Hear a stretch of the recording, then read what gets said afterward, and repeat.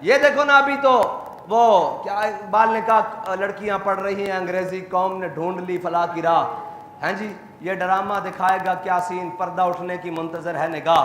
ہم جب کہتے تھے کہ اوئے حضرت جنید بغدادی سے کسی نے پوچھا نا کہ جناب بتائیں ایک عورت مرد سے تعلیم حاصل کر سکتی ہے، تو حضرت جنید بغدادی نے فرمایا بھئی پڑھنے والی رابعہ بصری ہو، پڑھانے والا بایزید بستامی ہو، جو کچھ پڑھا جا رہا ہو وہ کلام اللہ ہو، اور جہاں پڑھایا جا رہا ہو بیت اللہ ہو، تب بھی جائز نہیں ہے. لیکن قوم کہتی تھی یہ مولوی بڑے شدت پسند ہے. میں نے کہا تم نے کیا لیا اس تعلیم سے؟ یہ حوریان مغربی دل و نظر کا حجاب. اقبال کہتا ہے یہ مغربی حوریان جنہوں نے تمہیں بڑا سارا کچھ دکھایا بنا سوار کر، کیا دیا انہوں نے؟ ایک شخص کے موبائل سے ہیں جی ہزاروں عزتیں تار تار ہوئی ہیں، ایک شخص کے موبائل سے. اقبال نے کہا یہ ڈرامہ دکھائے گا کیا سین، پردہ اٹھنے کی منتظر ہے نگاہ. ایک پردہ اٹھائے تو دیکھو تمہارا بنا کیا ہے.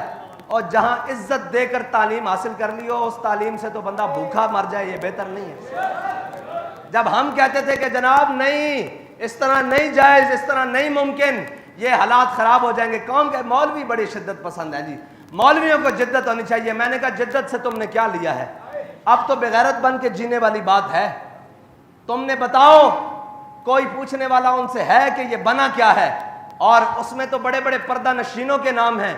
پہلے دن نام آیا کہ بڑے بڑے وفاقی وزراء کے نام ہیں، لیکن نام دبا دیے گئے، کوئی نہیں پوچھنے والا. اس سے بھی بڑی بات ہو جائے گی کوئی پوچھنے والا نہیں ہے، اس لیے کہ ہم نے جو آنکھیں بند کر لی ہیں، ہم نے جو حضور کے دین کو، جب حیا کی بات ہو او جی کون چل سکتا ہے اسلام پر؟ میں نے کہا تم اسلام پر نہیں چل سکتے، دو خراج اپنا، دو بے حیائی کا خراج دو نا.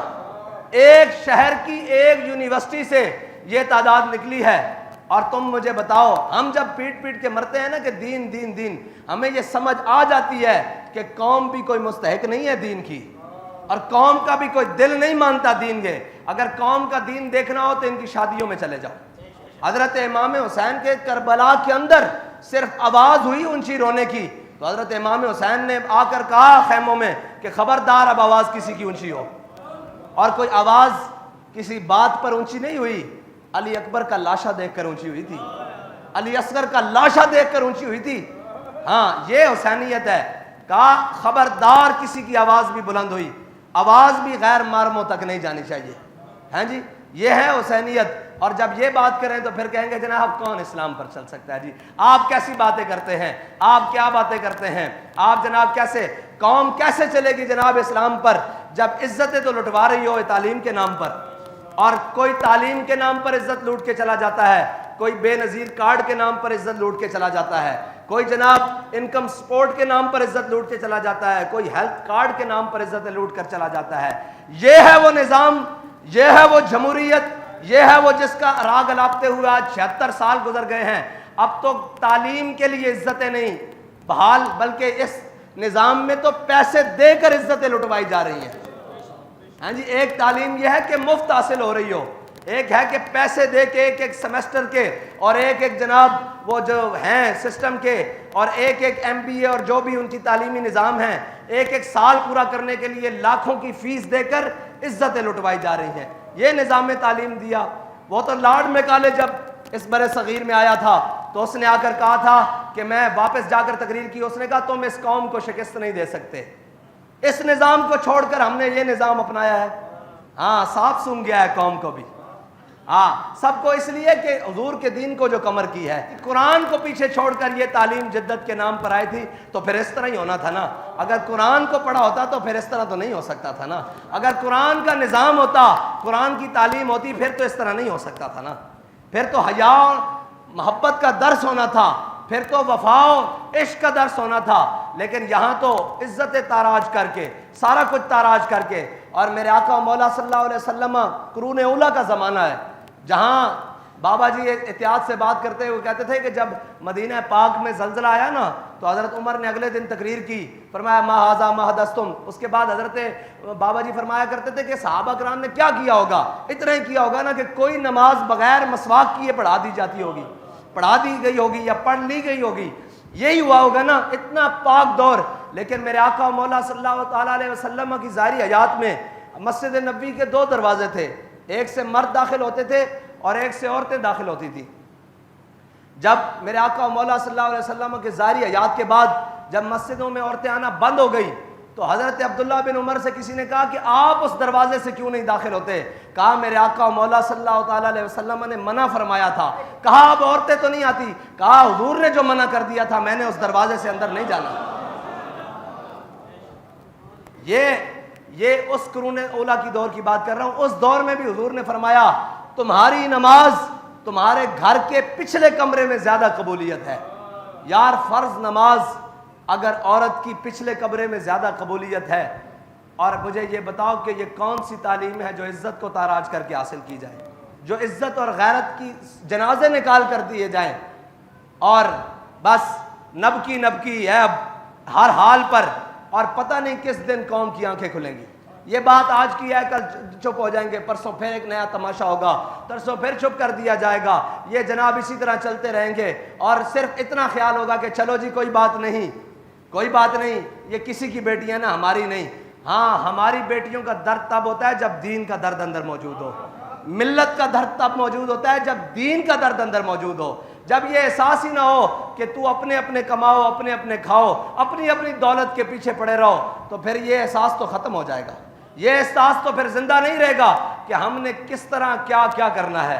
اور تعلیم حضرت جناب امام علی مقام کی شہادت اور شہادت امام حسین اسی نظام کے خلاف ہے.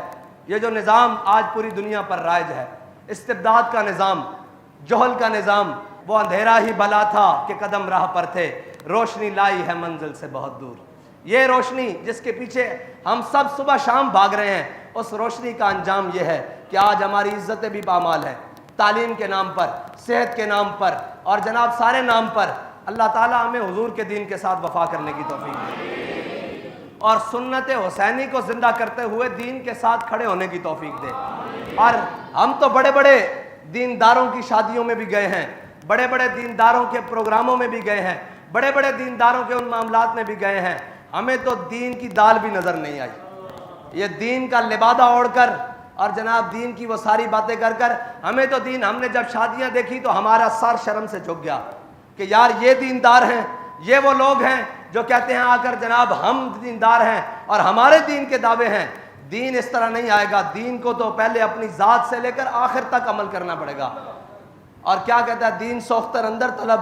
اقبال کہتا ہے کہ دین کو پانا ہے تو حضرت جناب ابو بکر جیسی پہلے تڑپ پیدا کر، اور جناب فاروق اعظم جیسی غیرت پیدا کر، اور جناب عثمان غنی جیسی حیا پیدا کر، اور جناب مولا کائنات جیسی شجاعت پیدا کر. یہ ساری چیزوں سے دور دوڑ کر ہم کیسے جانیں گے کہ جناب دین آئے گا؟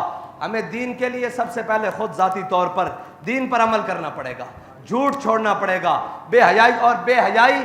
حضرت شیخ نبھان آپ کی قبر پر جب عرب اسرائیل جنگ ہوئی نا تو بابا جی نے سنایا تھا بھی آپ کی قبر پر ایک مراقبہ کرنے گئے عالم، انہوں نے حضرت علامہ نبھان کی قبر پر مراقبہ کیا. انہوں نے کہا حضرت علامہ نبھان یہ حضرت جناب خالد بن ولید کی قبر پر مراقبہ کرنے گئے جب عرب اسرائیل جنگ ہوئی. تو حضرت علامہ نبھان جب حضرت خالد بن ولید کی جنگ پر مراقبہ کیا نا، کہا آپ سیف من سیوف اللہ ہیں، آپ اللہ تعالیٰ کی تلوار ہیں، آپ خالد ابن ولید ہیں. آپ یہ بتائیں کہ اسرائیل اتنا سا اسرائیل ہے اور اتنا بڑا عرب ہے، اس اسرائیل نے عرب کو کیسے شکست دی ہے؟ کیوں نہیں عربوں کو فتح ہو رہی؟ تو حضرت خالد بن ولید نے کہا کہ عربوں سے جا کر کہو کہ تمہارے نوجوان بے حیا ہو گئے ہیں، لڑکے اور لڑکیاں، اس وجہ سے تمہیں شکست ہوئی ہے. جو قوم بے حیا ہو جائے نا، پھر حضرت جناب سیدنا صدیق اکبر نے بھی کہا تھا کہ جو قوم بے حیا ہو جائے پھر اللہ اس کے اوپر اپنا قہر مسلط کر دے گا.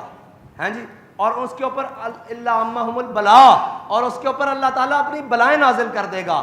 اب جب بے حیائی کا عروج اس سطح پر ہے تو پھر ہمیں یہ کہنے میں جناب شرم نہیں ہونی چاہیے یا ہمیں عیر نہیں آنا چاہیے کہ ہمارے ساتھ کیا ہو رہا ہے. ہمارے ساتھ اسی لیے ہو رہا ہے کہ ہم نے اسلام کو چھوڑ دیا. جب میں یہ کہتا ہوں کہ یا اللہ میرا حال دیکھ، آواز آتی ہے بندے اپنا نامہ اعمال دیکھ. اللہ تعالیٰ مجھے اور آپ کو دین کی سمجھ عطا فرمائے. وآخر دعوانا الحمدللہ.